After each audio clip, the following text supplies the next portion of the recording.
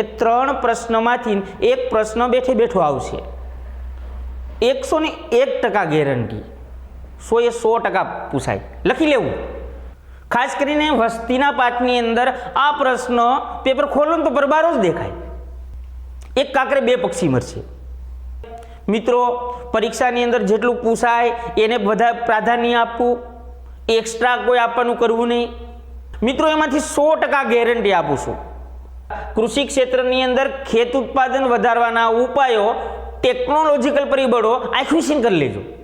પણ મિત્રો, એના કરતાં બેસ્ટ પદ્ધતિ શોર્ટકટ આપી દો, કોઈને કહેવાનું નહીં. 3 કલાકની અંદર ગમે એમ કરીએ પૂરું ન થાય. હું પૂરી કરવાની સિસ્ટમ આપું છું.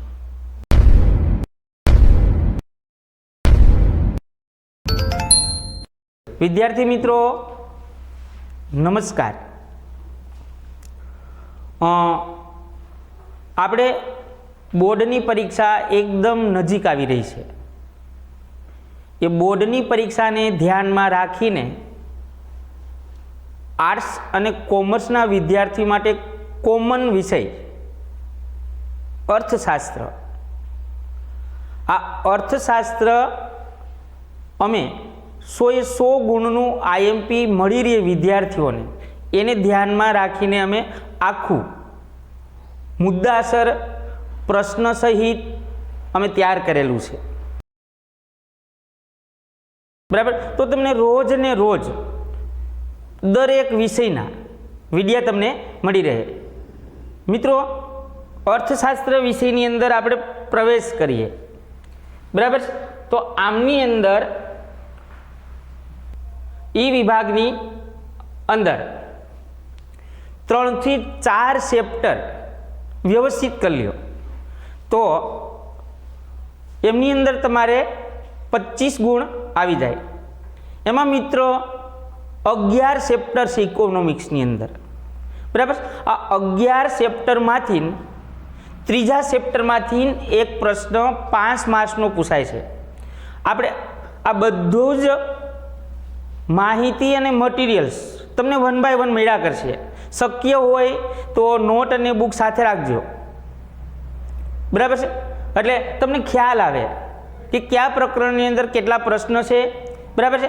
એમની અંદર આપણે 4 થી 5 પ્રકરણ ક્લિયર કરવાના છે. 11. એમાંની અંદર ત્રીજું પ્રકરણ નાણું અને ફુગાવો. આ નાણું અને ફુગાવામાંથી તમે 3 થી 4 પ્રશ્ન જોઈ લ્યો. બરાબર? આ 3 થી 4 પ્રશ્નમાંથી એક પ્રશ્ન બેઠો બેઠો પૂછાય. બરાબર છે? એમની શરૂઆત કરીએ કે પહેલો પ્રશ્ન એવો છે, સાટા પ્રથાનો અર્થ આપી તેની મર્યાદા સમજાવો. બરાબર મિત્રો, આમની અંદર તમારે 3 મુદ્દા લખવાના છે અને સાટા પ્રથાનો અર્થ આપવાનો છે. બરાબર છે? બીજો પ્રશ્ન આ છે, ફુગાવાનો અર્થ આપી તેના કારણો સમજાવો. મિત્રો, ખાસ કરીને વેરી આઈએમપી પ્રશ્ન. ફુગાવાનો અર્થ આપી તેમના કારણો સમજાવો. ત્રીજો એક પ્રશ્ન છે, નાણાંનો ઉદ્ભવ અને વિકાસ જણાવી નાણાંના કાર્યો સમજાવો. મિત્રો, ત્રીજા પાઠમાંથી 3 પ્રશ્ન છે. બરાબર? આ 3 પ્રશ્નને તમારે ખાસ જોઈ લેવાના. એમની અંદર ખાસ એક પ્રશ્ન છે, ફુગાવાનો અર્થ આપી તેના કારણો સમજાવો. બરાબર? ત્રીજા ચેપ્ટરમાંથી મિત્રો આ 3 પ્રશ્ન ક્લિયર કરી લ્યો. એ 3 પ્રશ્નમાંથી એક પ્રશ્ન બેઠે બેઠો આવશે. 101% ગેરંટી કે 3 પ્રશ્ન છે એમાંથી તમે એક પ્રશ્ન બેઠે બેઠો આવશે. એમાં ખાસ કરીને મિત્રો ફુગાવાનો અર્થ આપી તેના કારણો ઉપર વધારે ભાર આપવું. બીજા 2 પ્રશ્ન છે એને તૈયાર કરવાના. આગળ જોઈએ તો આપણું બીજું ચેપ્ટર મતલબ પ્રકરણ 5. બરાબર? આ પ્રકરણ 5 ગરીબીનો પ્રશ્ન છે. આ ગરીબીની અંદર પણ 3 થી 4 પ્રશ્ન તમે રેગ્યુલર કરી લો તો આમાંથી પણ એક પ્રશ્ન બેઠે બેઠો આવશે. તમે મારી સાથે જ રહેજો, તમને 1 by 1 પ્રશ્ન મળશે. બરાબર. ગરીબી, તો ગરીબીની અંદર એક પ્રશ્ન એવો છે, ગરીબી એટલે શું, ગરીબીના નિદર્શકો સમજાવો. આપણી બુકની અંદર ગરીબીના નિદર્શકો 10 થી 12 આપેલા છે. આ 10 થી 12 નિદર્શકો મિત્રો સમજાવવાના નથી. તમને બોર્ડવાળા વ્યવસ્થિત કે કોઈ પણ 5 નિદર્શકો સમજાવો. બરાબર. મિત્રો ઇકોનોમિક્સ વિષય એક લખવાની અંદર બહુ લેન્ધી છે. 3 કલાકની અંદર તમે કોઈ પણ સંજોગે પૂરું ન કરી શકો. એટલે ઇકોનોમિક્સના વિષયની અંદર તમને જેટલું માંગ્યું છે એટલું જ લખવાનું. જો તમે અહીંથી વધારે લખવાનો પ્રયત્ન કરશો ને તો ઈ વિભાગની અંદર 99.99 વિદ્યાર્થીઓ 1-2 પ્રશ્ન છૂટી જાય છે, બાકી રહી જાય છે, 10 માર્ક્સ જતા રહે છે. બરાબર. એટલે જેટલું પૂછ્યું હોય એટલું. એટલે અહીં પ્રશ્ન એ છે કે ગરીબી એટલે શું, ગરીબીના નિદર્શકો સમજાવો. 11-12 નિદર્શકો છે. એમાંથી બુકમાંથી તમને જે એકદમ સરળ લાગે, સમજાઈ જાય એને લખવાનો પહેલાં પ્રયત્ન કરવો. ગરીબીની અંદર પછીનો પ્રશ્ન છે, ભારતમાં ગરીબી ઘટાડવાના ઉપાયો. મિત્રો આ પ્રશ્ન દર વર્ષે હોય. બરાબર. નિદર્શકો હજી તો ક્યારેક ક્યારેક પૂછાય છે, પણ ગરીબી ઘટાડવાના ઉપાયો 100% પૂછાય. લખી લેવું. બરાબર છે ને. ગરીબીના ઘટાડવાના ઉપાયો.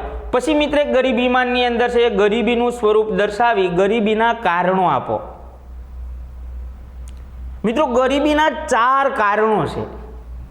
બરાબર છે ને. આ 4 કારણોમાંથી એક કારણ આર્થિક કારણ છે. આ આર્થિક કારણને વ્યવસ્થિત પાકું કરી લેવું. આ આર્થિક કારણ 100% પૂછાય. બરાબર. મિત્રો આગળ જોઈએ તો આગળની અંદર આપણું પ્રકરણ વસ્તીની અંદર 3 પ્રશ્નો આપેલા છે, 3 થી 4 પ્રશ્નો. આ 3 થી 4 પ્રશ્નની અંદર 1-2 પ્રશ્નો હું તમને વેરી આઈએમપી આપીશ. જો આ 3 થી 4 પ્રશ્નોમાંથી 1-2 વેરી આઈએમપી આમને ખાસ ધ્યાન આપવાનું. તો વસ્તીની અંદર મિત્રો ભારતમાં જાતિ પ્રમાણની વિગતે ચર્ચા કરો, મતલબ માહિતી આપો. મિત્રો બોર્ડની અંદર આ પ્રશ્નો ક્યારેક ક્યારેક પૂછાઈ જાય છે, પણ આપણા પાઠ્યપુસ્તકની અંદર એમની અંદર વધારે વર્ણન કર્યું નથી. ખાલી આમની અંદર વ્યાખ્યા આપેલી છે કે પુરુષો સામે સ્ત્રીઓનું પ્રમાણ ઘટે છે, જાતિ પ્રમાણ, અને બુકની અંદર શોર્ટકટ આપેલું છે કે સ્ત્રીઓ કયા કારણે ઘટે છે અને એમના ઉપાયો. એટલે મિત્રો ખાસ કરીને આમને થોડુંક ધ્યાન આપજો. પછીનો પ્રશ્ન આવે છે, ઊંચા જન્મદર માટેના કારણો સમજાવો. 101% આઈએમપી. ખાસ કરીને વસ્તીના પાઠની અંદર આ પ્રશ્ન પેપર ખોલો તો બરબારો જ દેખાય. ઊંચા જન્મદર માટેના કારણો. બરાબર. મિત્રો એમની અંદર 2 કારણો આપેલા છે, કોઈ પણ એક કારણ પૂછી લે. ઊંચા જન્મદર માટેના કારણો અને નીચા મૃત્યુદર માટેના કારણો. અને ઊંચા જન્મદરની અંદર 3 કારણો આપેલા છે, એમને તમે જરીક વ્યવસ્થિત જોઈ લેજો. પછીનો પ્રશ્ન છે, વસ્તી નિયંત્રણના ઉપાયોની વિગતવાર સમજૂતી આપો. મિત્રો આ પ્રશ્ન ક્યારેક ક્યારેક ડી વિભાગમાં પૂછી લે છે, પણ બોર્ડવાળા ક્યારેક ક્યારેક આ પ્રશ્ન છે એ 5 માર્ક્સમાં પૂછી લે છે. એટલે મિત્રો આપણે 3 માર્ક્સમાં ધ્યાનમાં રાખવાનો, 5 માર્ક્સમાં પણ ધ્યાનમાં રાખવાનો. બરાબર. પછીની વાત કરીએ તો મૃત્યુદરનો અર્થ આપી નીચા મૃત્યુદરના કારણો. મિત્રો 2 પ્રશ્ન એવા છે, ઊંચા જન્મદર માટેના કારણો અને નીચા મૃત્યુદર માટેના કારણો. જો બોર્ડવાળાને એમ થાય કે વિદ્યાર્થીઓને હેરાન નથી કરવા તો નોખા પ્રશ્ન પૂછી લે, અને એમ થાય કે પેપર એકદમ લેન્ધી કાઢવું છે તો એક જ પ્રશ્ન મૂકી દે, વસ્તી વધવાના કારણો. મિત્રો આ વસ્તી વધવાના કારણો આપે ને તો તમારે 2 ભેગું આપવું પડે, ઊંચા જન્મદરના કારણો અને નીચા મૃત્યુદરના કારણો. તો વસ્તીની અંદર મારી દ્રષ્ટિએ તમે ખાલી આ 2 પ્રશ્ન પાકા કરી લ્યો ને, ઊંચા જન્મદર માટેના કારણો અને નીચા મૃત્યુદરના કારણો, એક કાંકરે 2 પક્ષી મરશે. ડી વિભાગની અંદર આવી શકે, અને ઈ વિભાગની અંદર આવી શકે. એટલે મિત્રો આ પ્રશ્ન 2 તો નીકળવા જ ન જોઈએ. કોઈ પણ ભોગે આ 2 પ્રશ્નો ક્લિયર કરી લેવાના. ઊંચા જન્મદર માટેના કારણો અને નીચા મૃત્યુદર માટેના કારણો, અને ભેગો પ્રશ્ન પૂછાય તો પ્રશ્ન એ રીતે પૂછી લે, વસ્તી વધવાના કારણો સમજાવો, તો મિત્રો 2 પ્રશ્નો લખી શકીએ. બરાબર મિત્રો, આગળ વાત કરીએ તો આગળની અંદર 8મું પ્રકરણ છે. આ 8મું પ્રકરણ કૃષિ ક્ષેત્ર. આ કૃષિ ક્ષેત્રની અંદર મિત્રો 2 પ્રશ્નો પૂછી લે આમાંથી. બરાબર, આ 2ની અંદર કૃષિ ક્ષેત્રની અંદર કયા પ્રશ્નો નીકળે છે તો એમની અંદર વાત કરીએ કે ભારતમાં કૃષિની વર્તમાન સ્થિતિ, વર્તમાન સમયની અંદર ભારત ખેતીની અંદર શું કરી રહ્યું છે, આમના 5 મુદ્દાઓ છે. બરાબર મિત્રો, ઇકોનોમિક્સની અંદર તમે મુદ્દાને ધ્યાનમાં રાખશો એટલે આખું પ્રશ્ન તમારો સોલ્વ થઈ જાય. એમની અંદર આપેલું છે ભારતમાં કૃષિની વર્તમાન સ્થિતિ. આમની અંદર પણ 5-6 મુદ્દા આપ્યા છે. મિત્રો પરીક્ષાની અંદર જેટલું પૂછાય એને વધારે પ્રાધાન્ય આપવું, એક્સ્ટ્રા કોઈ આપવાનું કરવું નહીં. બરાબર, પછી કૃષિની અંદર છે કૃષિ ક્ષેત્રની નીચી ખેત ઉત્પાદકતાના કારણો, કે ભારતની અંદર ખેત ઉત્પાદન કયા કારણે નીચું આવે છે, તો એમની અંદર 3 કારણો છે. આ 3 કારણો કદાચ આખો પ્રશ્ન પૂછી લે, પણ આ 3 કારણોમાંથી એક કારણ સંસ્થાકીય પરિબળ. આ સંસ્થાકીય પરિબળને તમે ધ્યાનમાં રાખશો તો નીચી ખેત ઉત્પાદકતા થઈ જાય. પછી આપેલું છે કૃષિ ક્ષેત્ર ઉત્પાદન વધારવાના ઉપાયો. પહેલો આગલો પ્રશ્ન આપણો એવો હતો કે કયા કારણે ખેત ઉત્પાદન નીચું આવે છે. પછીનો પ્રશ્ન એવો છે ખેત ઉત્પાદન વધારવાના ઉપાયો. તો મિત્રો એમની અંદર પણ 3 ઉપાય આપ્યા છે: સંસ્થાકીય પરિબળો, ટેકનોલોજીકલ પરિબળો અને અન્ય પરિબળો. મિત્રો એમાંથી 100% ગેરંટી આપું છું, ઈ વિભાગની અંદર કૃષિ ક્ષેત્રની નીચી ખેત ઉત્પાદકતા, કૃષિ ક્ષેત્રની અંદર ખેત ઉત્પાદન વધારવાના ઉપાયો, ટેકનોલોજીકલ પરિબળો આખું કરી લેજો. આ ટેકનોલોજીકલ પરિબળ એવું છે કે 101% બોર્ડના પેપરની અંદર પ્રશ્ન બેઠેલો હોય છે, કૃષિ ક્ષેત્રની ખેત ઉત્પાદકતા વધારવાના ઉપાયો. અને મિત્રો એક પ્રશ્ન છે, ભારતમાં આધુનિક ખેતીના વિવિધ પાસાઓ, કે ભારતની અંદર લોકો આધુનિક ખેતી કરવા માટે કેનો ઉપયોગ કરે છે. તો મિત્રો એમની અંદર પણ 5 મુદ્દા આવે છે. હરિયાળી ક્રાંતિ છે, ટેકનોલોજી છે. બરાબર, પણ મિત્રો આપણે અત્યારે પ્રશ્નની અંદર ડીપમાં નહીં જાય, કારણ કે પરીક્ષા આડા આવે થોડો સમય બાકી છે. એટલે ઘર વખતે કહેતા હોય કે સર આઈએમપી આપો, ખાલી પ્રશ્ન આપી દો, બીજું બધું અમે વ્યવસ્થિત રીતે કરી લેવું. એટલે મિત્રો ખાસ કરીને કૃષિ ક્ષેત્રની અંદર 4 પ્રશ્નો આપેલા છે. એમની અંદર મિત્રો 13મો પ્રશ્ન, મતલબ ક્રમ પ્રમાણે, અને પ્રકરણની અંદર 3જો પ્રશ્ન. એમની અંદર કૃષિ ક્ષેત્રની ખેત ઉત્પાદકતા વધારવા ટેકનોલોજીકલ પરિબળો કરી લીધો, 101% પૂછાય. બરાબર, એટલે કૃષિ ક્ષેત્રની અંદર ઉત્પાદકતા વધારવા માટેના ટેકનોલોજીકલ પરિબળો. અને મિત્રો આગળ વાત કરીએ તો આગળ આવે છે છેલ્લું પ્રકરણ ઇકોનોમિક્સનું અંદર ભારતીય અર્થતંત્રના નૂતન પ્રશ્નો. ભારતના અર્થતંત્રમાં નવી કેવી સમસ્યા ઊભી થાય છે. આ સમસ્યાની અંદર 2 સમસ્યા, શહેરીકરણ અને સ્થળાંતર. મિત્રો આ 2ની અંદર સ્થળાંતરના કારણોની સમજૂતી આપો. બરાબર, આ સ્થળાંતરના 4 કારણો છે. આ 4 કારણોની તમારે સમજૂતી આપવાની. અને કદાચ એવું પણ પૂછી લે કે સ્થળાંતરનો અર્થ આપી તેના કારણો સમજાવો. 5 થયા. પછી આગળ વાત કરીએ સ્થળાંતરની અસરો.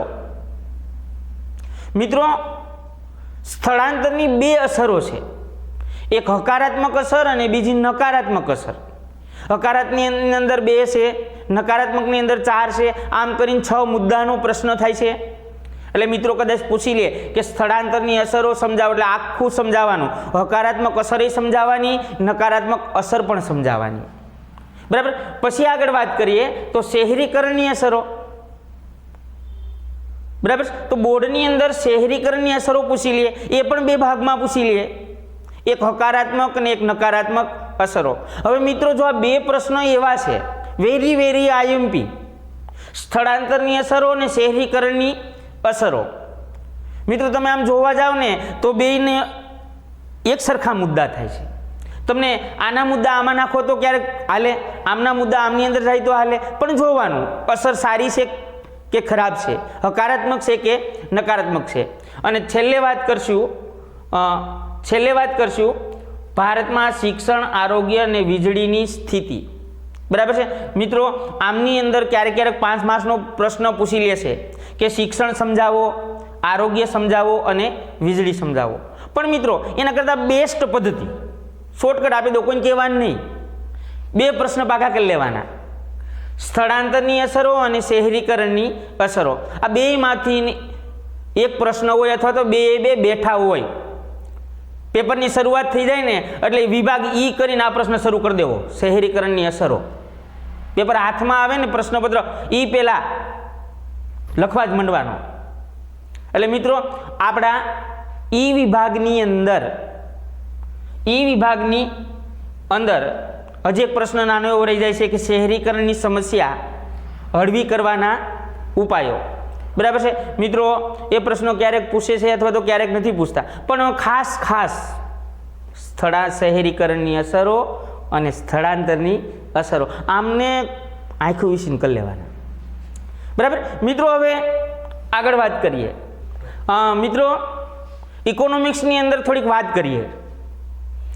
આપણે જોઈએ ને કે ઇકોનોમિક્સનું પેપર એકદમ લેન્ધી હોય, 3 કલાકની અંદર ગમે એમ કરીએ પૂરું ન થાય. હું પૂરી કરવાની સિસ્ટમ આપું છું, બરાબર છે મિત્રો. ઇકોનોમિક્સની અંદર ક્યારેય એ વિભાગથી પ્રશ્ન શરૂ ન કરવો, બી વિભાગથી પણ શરૂ ન કરવો, સી અને ડી વિભાગથી પણ શરૂ ન કરવો. આપણી ખાસ અંગત સલાહ મિત્ર તરીકે કે હંમેશા અર્થશાસ્ત્રની અંદર ઈ વિભાગથી પ્રશ્નની શરૂઆત કરો, એટલે શરૂઆતની અંદર એકદમ ફ્રેશ હોય, અને શરૂઆતની અંદર ફ્રેશ હોય ને તો ફ્રેશ ઈ વિભાગ લખી નાખો. પછી કંટાળો આવશે, કારણ કે લખવાનું જ છે. પછી મિત્રો કંટાળો આવશે, એ કરતો જ્યારે કંટાળો ન આવે ને એટલે શરૂઆતની અંદર અંગત સલાહ ઈ વિભાગને લખી નાખવો. પછી મિત્રો ડી વિભાગમાં આવવું. પછી તમે જોઈ લેજો એકદમ છેલ્લે અડધી કલાક હોય ને ત્યારે એને બી ત્યારે જ લખવા, કારણ કે એ સમયે કંટાળેલા હોય. લખું જ થોડું જ લખું છે એ વિભાગ અને બી વિભાગની અંદર, ત્યારે કંટાળો નહીં આવે. એટલે મિત્રો આપણી ખાસ સલાહ, ઇકોનોમિક્સનું જ્યારે પેપર આવે તમારા હાથની અંદર ત્યારે હંમેશા ઈ વિભાગથી શરૂ કરશો તો 101% ગેરંટી પેપર તમારું પૂરેપૂરું થઈ જાય, 100% લખાઈ જાય. પણ ઈ વિભાગ લખવાની શરૂઆત કરો તો એક ફેરું ઘેરે બોર્ડ પહેલાં ટ્રાય કરી લેવી, ઈ વિભાગથી શરૂઆત કરવું, એ વિભાગ પૂરું કરવું. મિત્રો 10 મિનિટ વચ્ચે